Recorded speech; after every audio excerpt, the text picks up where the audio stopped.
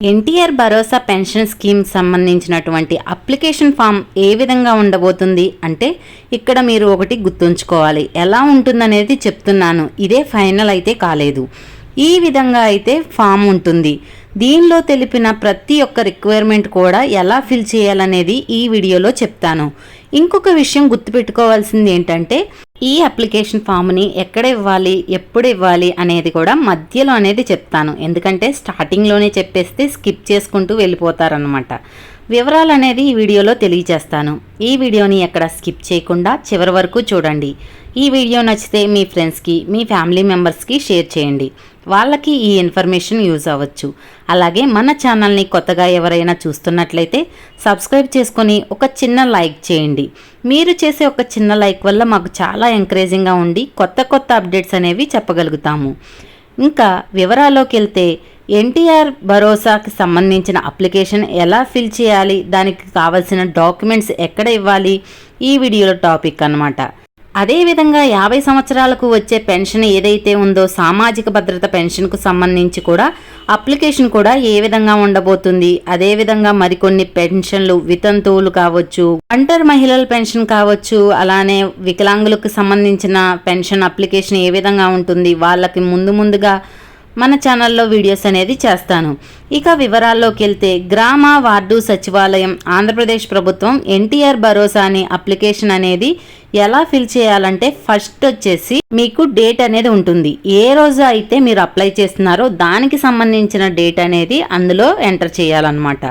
Next ఈ grievance number అనేది మీరు ఇప్పుడే వేయవలసిన అవసరం లేదు. ఎందుకంటే ఈ గ్రీవియన్సీ నెంబర్ అనేది ఏంటంటే మీరు ఆన్లైన్లో అప్లికేషన్ అనేది ఇచ్చేసిన తర్వాత మీకు పెన్షన్ అనేది శాంక్షన్ కాకపోతే గ్రీవియన్సీ పెడతారు. అప్పుడు ఒక ఐడి అనేది క్రియేట్ అవుతుంది. అప్పుడు మనం అప్లికేషన్లో గ్రీవియన్సీ నెంబర్ అనేది ఎంటర్ చేసి ఇవ్వాలి. నెక్స్ట్ దరఖాస్తుదారుని ప్రాథమిక వివరాలు, ఇవి చాలా ఇంపార్టెంట్. ఇవి మీరు కరెక్ట్గా ఇవ్వాలి. ఇవి కరెక్ట్గా ఇస్తే మీకు పెన్షన్ అప్లై చేసింది శాంక్షన్ అయ్యే అవకాశాలు ఎక్కువగా ఉంటాయి. తరువాత వచ్చేసి ఆధార్ నెంబర్ మీ అందరికీ కూడా ఉంటుంది కదా, ఆ ఆధార్ నెంబర్ ఎంటర్ చేయాలి. నెక్స్ట్ వచ్చేసి మీ పేరు అనేది ఆధార్ కార్డు ప్రకారంగా ఇంగ్లీష్లో రాయాలని చెప్తున్నారు. ఎవరైనా తెలిసిన వాళ్ళ దగ్గర మీరు ఫిల్ చేయించుకోవడం చాలా బెటర్.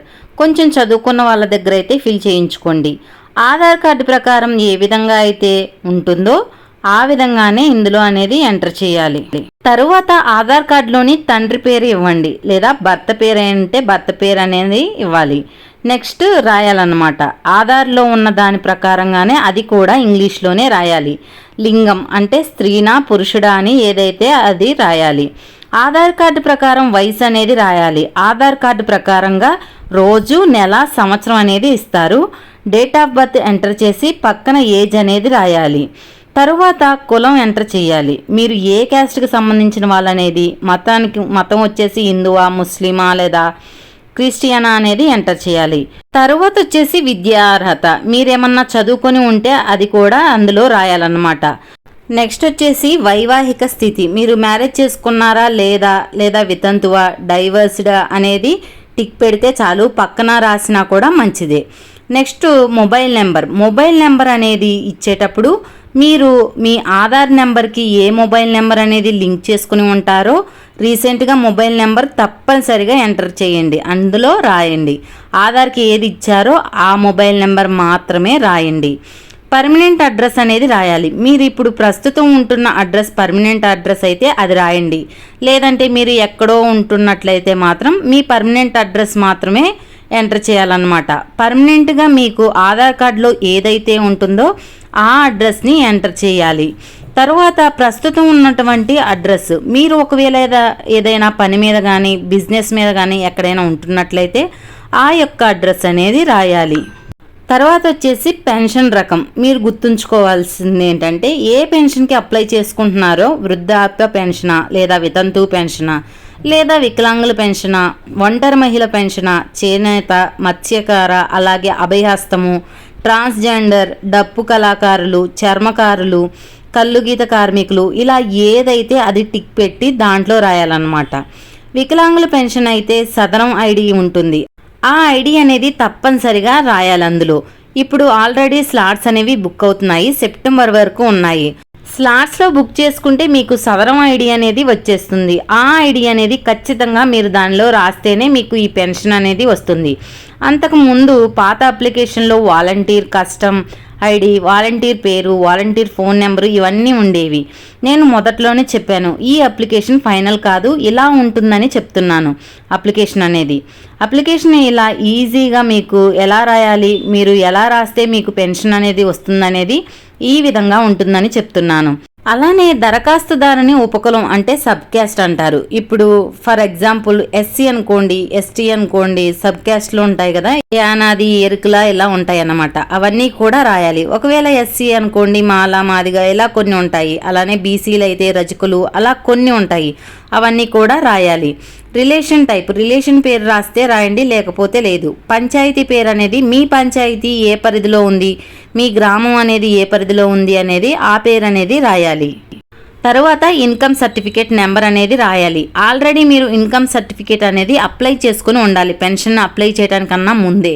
అదేవిధంగా క్యాస్ట్ సర్టిఫికేట్ కూడా అప్లై చేసుకున్నట్లయితే ఒక బార్ కోడ్ ఉంటుంది. సర్టిఫికేట్ నెంబర్ ఎలా కనుక్కోవాలి అంటే, ఫర్ ఎగ్జాంపుల్ ఇన్కమ్ సర్టిఫికేట్ పక్కన రైట్ సైడ్ పైన కార్నర్లో ఉంటుందన్నమాట ఒక బార్ కోడ్. దాని మీద ఒక నెంబర్ ఉంటుంది. దాన్ని అయితే ఇన్కమ్ నెంబరు దగ్గర, క్యాస్ట్ నెంబర్ దగ్గర అయితే క్యాస్ట్ నెంబర్ దగ్గర, సర్టిఫికేట్ మీద ఉన్న దాన్ని మీరు అనేది రాయాల్సి ఉంటుంది. తర్వాత కుటుంబంలోని ఇతర వ్యక్తులు ఎవరైనా ఇతర పెన్షన్లు తీసుకుంటున్నారా అంటే నో అని పెట్టండి. కుటుంబంలో ఒకవేళ ఎవరైనా పెన్షన్ వస్తే మీరు పెడితే మీకైతే ఈ పెన్షన్ అనేది క్యాన్సిల్ చేస్తారు. ఆధార్ కార్డులో పేరు కానీ, లింగం కానీ, పుట్టిన తేదీ కానీ ఏవైనా చేంజ్ చేసుకున్న మార్పులు చేర్పులు చేస్తే ఎన్నిసార్లు మార్పు చేసుకున్నారు అనేది కూడా రాయాల్సి ఉంటుంది. ఇది మ్యాక్సిమం లేదని పెట్టండి, ఎందుకంటే ఆల్రెడీ మీకు వెరిఫికేషన్ అనేది చేస్తారు. ఆధార్ హిస్టరీ అనేది పెట్టమంటారు. మీరు పొరపాటున ఏదైనా డేట్ ఆఫ్ బర్త్ కానీ ఏదైనా చేంజ్ చేసి ఉంటే మాత్రం మీరు దొరకకుండా ఉండాలి. కానీ అంతేగాని ఏదైనా పథకం వస్తుందంటే ఎగబడిపోతూ ఉండకూడదు, వెయిట్ చేయాలి. అసలు అర్హతలు ఏంటి అనేది కూడా తెలుసుకొని ఆ తర్వాత మీరు ఏం చేయాలనేది చూడాలన్నమాట. నెక్స్ట్ వచ్చేసి మీరు ఇవ్వవలసిన డాక్యుమెంట్స్ ఏంటి అంటే ఆధార్ కార్డు అనేది ఇవ్వాలి, తర్వాత క్యాస్ట్ సర్టిఫికేట్ ఇవ్వాలి, రేషన్ కార్డు జిరాక్స్ ఇవ్వాలి, పెన్షన్ రకాన్ని బట్టి సంబంధిత పత్రం ఇవ్వాలి. డాక్యుమెంట్స్ అంటే వృద్ధాప్య పెన్షన్కి సంబంధించి ఆధార్ని అయితే ఇవ్వాలి. వితంతువులకు సంబంధించి పెట్టుకున్నట్లయితే భర్త చనిపోయినటువంటి సర్టిఫికేట్ అనేది పెట్టాలి. వికలాంగులకు సంబంధించి పెట్టుకున్నట్లయితే దానికి సంబంధించింది కూడా ఎంటర్ చేయాల్సి ఉంటుంది.